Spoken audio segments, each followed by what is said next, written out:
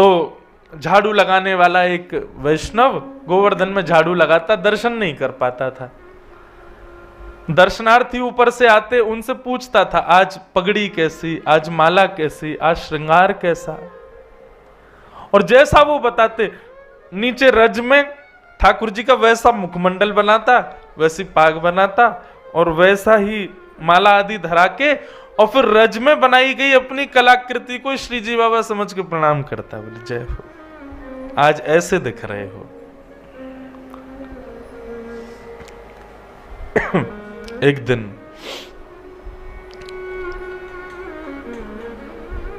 ठाकुर जी के हृदय में उससे मिलन की कामना उत्पन्न हुई, और जैसे ही उससे मिलन की कामना उत्पन्न हुई तो राजभोग के बाद जब सब दर्शन करके चले गए,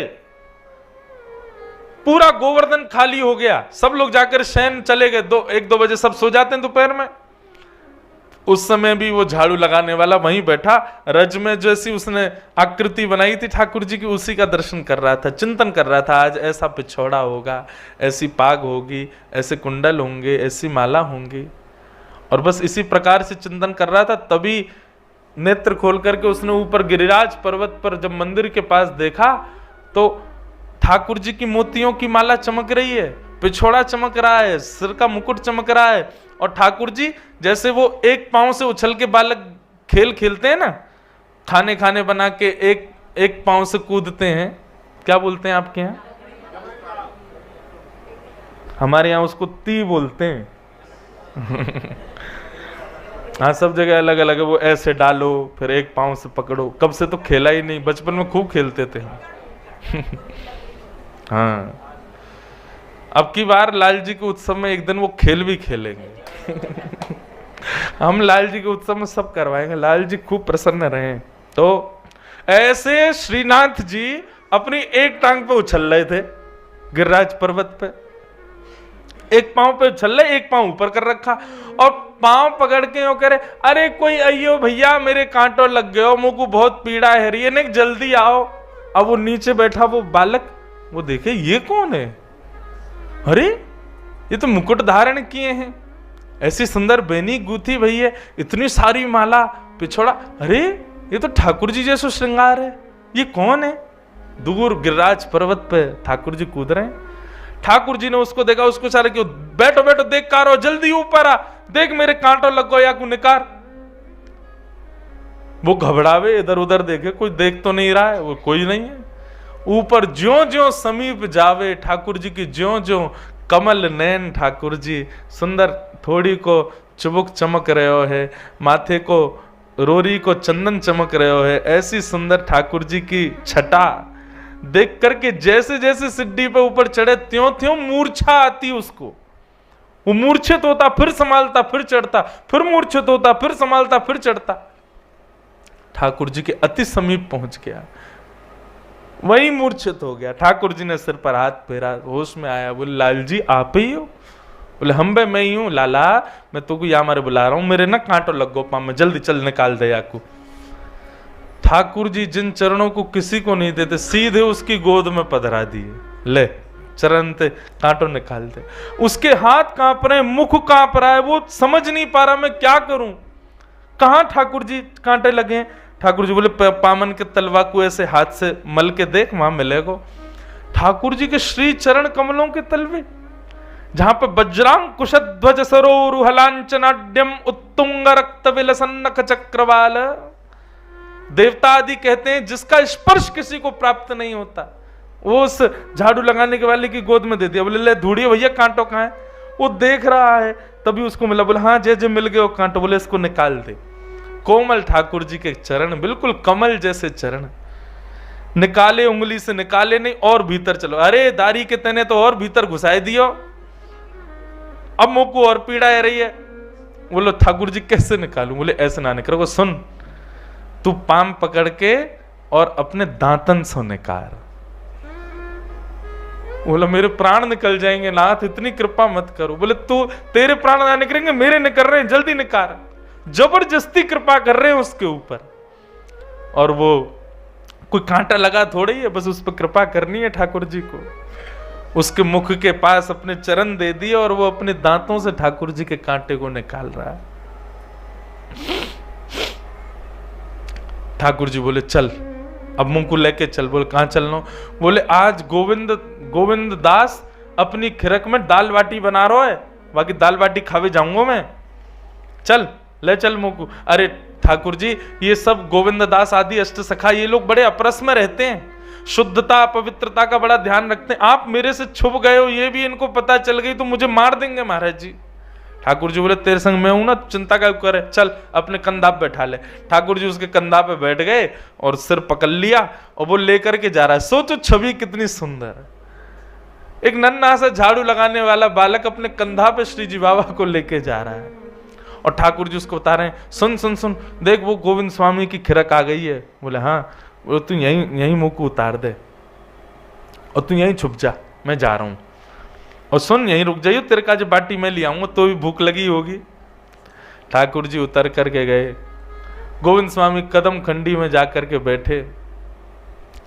गोविंद दास बोले आ गए जय जय? बोले हाँ आ गो। अच्छा ये लीलाएं सबको नहीं पता होती थी अष्ट सखाओं के साथ। राजभोग के बाद ही ठाकुर जी लीला करते हैं बंधु। ये वृंदावन में जो लोग यूं सोचते हैं 12 बजे के बाद मंदिर बंद, ठाकुर जी सो रहे हैं, गलत सोच रहे हो आप। ये 12 बजे जो मंदिर बंद हुए और 4 बजे, यही तो लीला का समय है। ठाकुर जी इसी समय कृपा करने जाते हैं किसी पे, ये सोते थोड़ी है। ठाकुर जी गौचारण का समय, लीला का समय है ठाकुर जी का। ठाकुर जी पहुंच गए। गोविंदास जल्दी भूख लगी है, मुंह को जल्दी खवा, बाटी खवा। और गोविंदास बाटी सेक करके चिमटा से उठा के ठाकुर जी के आगे पत्तल में धरे। सो ठाकुर जी न खावे न खा के सोई वाकू जेब में भर ले अपनी, बाकी काजे लेके जानी है, खड़ो बेचारो लेके आयो मुंह को। जहां 5, 6, 7 सामान्य बाटी खाने वाले लोग होते हैं, ठाकुर जी कम 15-20 तो खाते हैं। 56 भोग देखा ठाकुर जी, हमारे ने 100 से लाला, इतनो बड़ो, इतनो सो वाको पेट, और 56 भोग देखो कल कितनो, पूरी नाप भर गई महाराज। ठाकुर जी को पेट नहीं है, कुआ है, कितनों खवाए तो भरे ना है, खूब प्रेम से मामे। तो गोविंद दास ने पहले इतना आटा लगाया था कि उनको पता था कि लाल जी 20-25 बाटी तो खामेंगे, और वो भी तब जब राजभोग पाके आए हैं। राजभोग आरती हो गई है, पावे में तो बड़े निपुण है हमारे लाल जी। ठाकुर जी बोले अब गोविंदास पेट भर गो हमारा, तो अब हम जा रहे हैं मंदिर, अब जाके नेक देर सोमेंगे, फिर 4 बजे उत्थापन आरती होएगी। गोविंदास बोले जय जय, बड़ी कृपा। जैसे ही ठाकुर जी खड़े भये, सो ठाकुर जी की पीतांबरी इतनी फूल गई, बाटी बल रही जेब में। गोविंदास बोले जे का है रो ठाकुर जी ने रुकियो?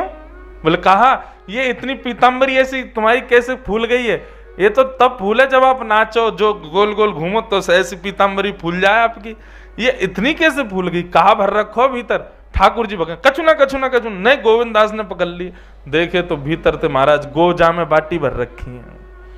ये जेब को ब्रज भाषा में कहें गोजा, गोजा में बाटी भर रखी है। गोविंदास बोले बाटी जेब में काहे धर रखी है, कौन के काजे ले जा रहे हो? ना कोई को नहीं। ठाकुर जी ने एक बार ऐसे देखी उसकी तरफ जो पेड़ के पीछे छुपा था। गोविंदास बोले कौन को देख रहे हो?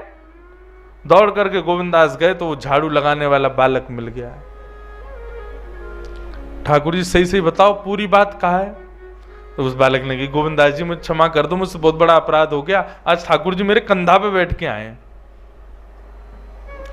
गोविंदास बोले राम राम राम, महा गोसाई जी ने मंदिर में इतने नियम बना रखे हैं, हाथ धो के आए करो, पामन को धो के आओ, आधो स्नान करके आओ, शुद्धता को ध्यान रखो।